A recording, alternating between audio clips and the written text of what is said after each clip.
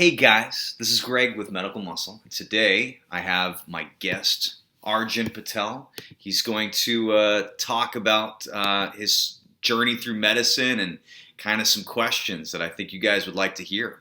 Yeah, what's going on, guys? I've known Greg for quite some time now. Been a big fan of his channel. I think he puts out some really good info for you guys. So to get into it, I'm thinking about pursuing interventional cardiology. For those of you who don't know, it's a subspecialty of internal medicine.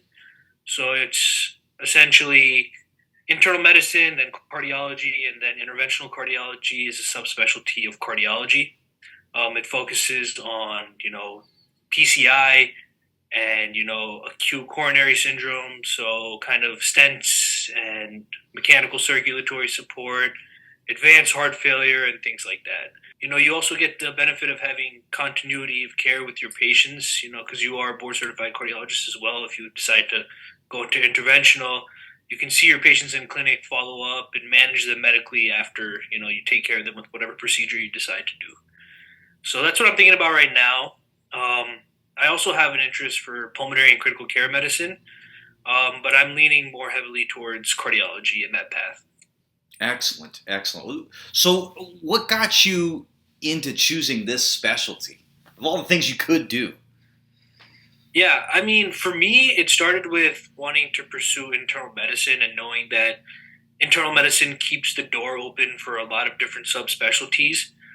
In terms of cardiology and interventional cardiology specifically, since the early days of med school, I think I've just loved physiology. So that's why I kind of fell in love with the pathophysiology of, things that can go wrong in the cardiovascular system. And I've been able to kind of rotate with an interventional cardiologist as a third year. We got to spend some time in the cath lab, which was an awesome experience. And also, I like being really hands on. And so, cardiology in general has more procedures than most IM subspecialties. Sure. But interventional cardiology specifically, I mean, you're in the cath lab all the time. It's a lot of procedures, and that's something that I would really want to do. So. Okay, yeah, that's a good overview, man. So, Yeah. just for the students that don't know, how does someone go into cardiology? Like, can you explain the pathway of how you get Yeah. into it? So, cardiology is a fellowship in internal medicine. So, after 4 years of med school, you have to do 3 years of IM residency. And after IM residency is when you pursue fellowships or whatnot. So, in your final year of residency, you send a fellowship application, which is very similar to kind of ERAS. They actually just had their match. The senior residents, at third year residents for IM, just had their fellowship match on Wednesday of this week. So it happens in the end of November, beginning of December, their match. And then they figure out kind of where they're going for whatever subspecialty for the next 2 to 3 years.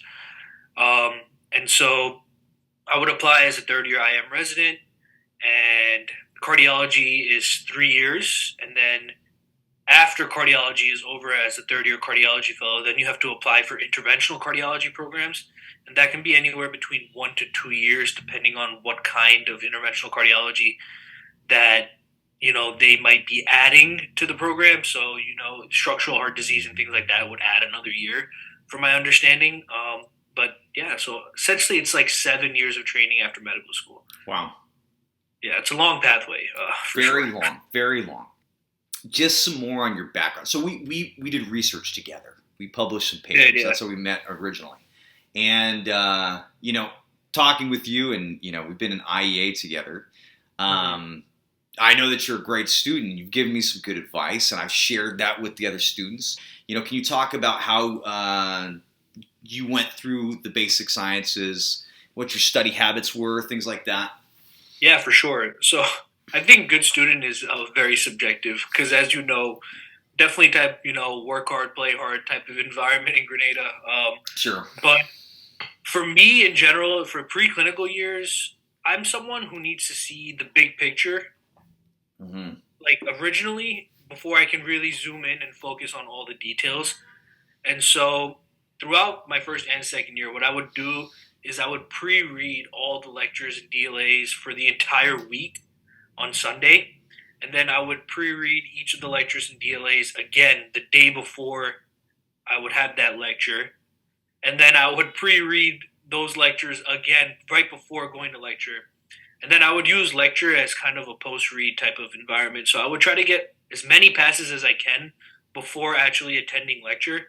And by doing that, I think that like on Sunday when I would see all of the lectures and kind of just briefly read them, like no more than like 10 minutes per lecture, I would get the kind of big picture view of what the week is going to look like. And then my next pass, I was able to kind of figure out some of the details that I would be seeing the next day. And then right before lecture, I would kind of study the material pretty in depth. I would say that would be my most in depth pass would be before lecture, because in my opinion at SGU, actual lecture doesn't add much to the information on the slides. And so if you can go through the slides and kind of go from the big picture view to a smaller picture view of each individual lecture, that really worked for me in terms of understanding. I'm not that great at memorizing. I know that you talk a lot about memorizing in your first year. It's really, really important. But I was never the best at that. What I was really good at is figuring out how to understand things and make memorizing that much easier. Sure. And so that would be kind of like the course I would take. And then closer to exams, I would try to get as many more passes of all the materials I possibly could. And I would kind of break it down by system. So if we had a CPR test, for example, like I would spend a third of a day trying to go through cardio stuff, a third of the day going through pulmonary stuff, a third of the day going through renal stuff. I'm not someone who likes to spend like an entire day on one topic. I like to break it up and do everything every day. I think that makes it a little bit more uncomfortable. Mm-hmm. But ultimately, the more uncomfortable you are when you're studying, I think the better it translates to like actually retaining the knowledge. I was not a big Anki person at all. I don't know how people do it. I mean, props to you guys who can hit the space bar all day. I that was not for me. I'm more of a whiteboard person. I watched a lot of Boards and Beyond for like understanding the basic concepts. I think first year I might have watched every Boards and Beyond video that was related to a lecture. And so that helped me build strong foundations, I think. Yeah. Which was important because at the end of the day in medicine, you're just building blocks, right? And so like you might have the baseline level of understanding of how the body works as a first year. And then as a second year, you figure out everything that can go wrong kind of and how that changes, the human body and how you can kind of treat it. Mm-hmm. Then obviously third year, you're spending much more time figuring out management and balancing the crazy schedule of a clinical student. Correct. But pre-reading was essentially my holy grail. Yeah. So, kind of off of that, because that's all good information. I mean, I talk about a lot of that, but I think, it's good to hear a different point where you did the whole entire week on one day, which is good because then you get that whole picture of what to expect. You know what to kind of keep your antennas out for during the lectures.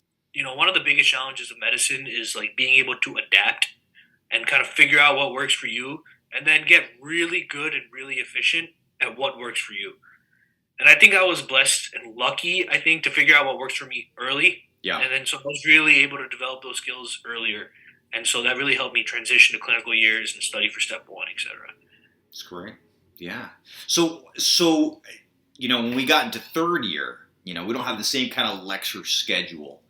How did you deal with studying during clinicals? Yeah, I mean, thank God. I hate lectures. Let me addend that statement. I don't feel like I gained much from lectures personally, and I think a lot of people feel that way. I know by like term 5, everyone has headphones in and is doing URL questions or USMLE RX questions in the back. That's personally what I did in term 5 as well. I would obviously go to lecture, but I never felt like I gained much. So I was kind of glad to not be forced to be in lecture where I'm not really learning that much or getting that much away from it. So in third year, I would say that I tried really hard when I was there. I mean, not like gunner status. For those who know me, I'm definitely not a gunner. Yeah. But I would go out of my way to ask questions, try to understand things, read up on all of my patients, work hard, show up. I think if you do those things inherently throughout the year, you're going to get a lot better and a lot more confident in your skills. Finding good mentors, I think, is extremely, extremely important as a third year.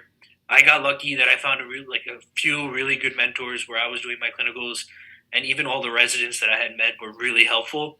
Mm-hmm. And I think help is always given if you know who to ask and if you develop the right relationships with people and strong relationships. And I think that's just a testament to the character of whatever person that you have met. And you'll meet a lot of great people throughout your third year for sure. So I would say pick their brains as much as you can, and kind of learn the ropes from them. Studying wise, oh man, I mean, the holy grail is UWorld. So, I mean, UWorld on repeat. I would try to finish all the questions for every single block and then do all my incorrects. Mm-hmm. I started to realize towards the end of third year, I think that I was not getting that much from my incorrects. Yeah, I did end the year with psych, which was less questions. And so the turnover time was faster for me. And so I think I remembered a lot of the questions. So I didn't do my incorrects for psych. But in general, I think the formula for success as a third year is UWorld, do your incorrects, learn from UWorld, don't worry about what percent you're getting right. Correct. And then do all the MBMEs, do the old MBMEs before your shelf. Online Med-Ed, maybe I'm thinking of online Med-Ed. Yes. If that works for you, I mean, I would say try things early to see if it actually works for you. It is a level up from your preclinical years, obviously. But at the end of the day, that's why I always talk so much about like the foundation knowledge that you build. Correct. And trying to really understand things rather than really memorize. Because, I mean, obviously some things you have to just memorize. Like, you can't understand anatomy that well, like it's a memorization type of subject. Sure. But clinical years are going to focus on disease processes. And if you understand the basic functioning of whatever organ system, then you will be able to understand how the disease process changes that and how to manage it. I think it'll be much easier. So I think focusing on the foundations early is definitely really important. A lot of people are obsessed with divine intervention. I am definitely one of those people. Yes. His videos are gold, honestly. There's so many like obsolete random facts that you would think are not that relevant that actually will come up on shelf, and the only reason why I would even know it is because I watched Divine Intervention. So I think those things were the keys to my success as a clinical student, and just trying to, if you get an opportunity, I would say just do it. Don't be afraid to fail. Just do it. You probably will mess up at least a few times. That's just part of the process. Medicine is someplace that you can only really learn through experience. And so try to get as much experience as possible. Yeah, that's a good point with the divine intervention, because I threw that in and I would just be listening to it while I was working out. And it was like, oh, that's a good little point. I did the same thing. Like, I would get back from the hospital, if I'm just working out, whatever the case might be, I would just listen to Divine. I mean, his videos are long and very, very, very dense. Yes. But worth it. Definitely worth it. If you do it right before a shelf exam, I think it'll refresh you on something that you might have forgotten at the bare minimum. And it'll probably get you some points for sure. Sure. Through all your success, how did you end up doing? Right. So throughout SGU grades, I guess, so first and second year, I did pretty well. I would say like, mid-90s-ish. I don't want people to compare themselves with anyone. Like, you shouldn't do that. I feel like that's a really toxic environment in medicine. Sure. But the only reason I ask is because I get this comment a lot that people are like, oh, well, grades don't matter. And I'm like, well, no, grades matter. Grades definitely matter. That's what I wanted to kind of cover. They matter. And I was around the mid-90s for SU, and my percentile score for Step 2 CK was decently above a 90th percentile. Right around. We can just ballpark it around there. And that doesn't happen. I don't think that happens if the mindset is grades don't matter. They matter, obviously. I think other things also matter. Doing well in school should be your priority as a medical student, obviously. And some people, people struggle with exams, exam anxiety, things like that. There's a lot of factors. I'm lucky and I'm blessed that I don't really struggle with those things, and I'm a good test taker. And so I think all these things play a role in, like, that's true. when you're going through the process, I think it's important not to compare yourself with others. Hmm. Some friendly competition, obviously, is all fun and love at the end of the day, but it shouldn't be in like a toxic way ever. So definitely try to avoid people who are like, "How'd you do a test?" Like. Yeah, no, that's a good point.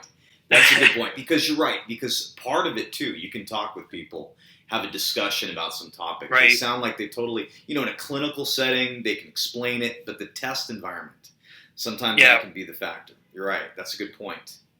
And I Um, think that having discussions about grades, the way I'd like try to like relate this is like people in the workplace talking about their salaries, sure. right? Like that's a conversation that people should be having. Like you should know what other people are doing, or people getting paid the same as you should be getting paid, Yeah. etc.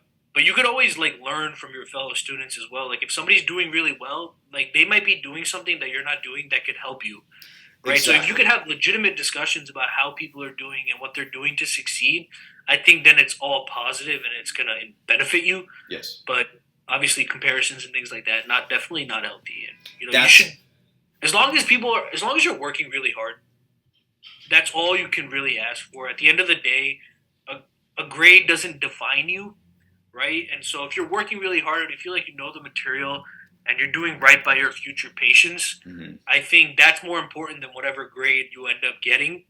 Obviously, grades are important and statistics matter when it comes to the entire process of securing a residency. It definitely matters, and CK is probably the most important factor now for determining what kind of residency you get. But as I said, like everyone struggles with different things when it comes to taking exams. And so work hard, do right by your future patients, and study your butt off. And then, the rest is kind of out of your control. Correct. Great points. So, just the last thing, is there anything, any advice you'd want to give to someone who's maybe thinking of going into IM or cardiology? Yeah, I mean, I have advice for that, and I also have just some general advice. So I'm going to start with the IM advice. I think IM is a field that fosters curiosity, which is an interesting way to put it because you would expect all of medicine to be like that. But I really, really feel it when I'm in internal medicine rotation in general. Ask questions, be curious, go out of your way to kind of read up on things that you might never expect to see. If your patient has something, you should know about it. You should go home, read up on it, read up on the management, and that's how you become better at treating patients and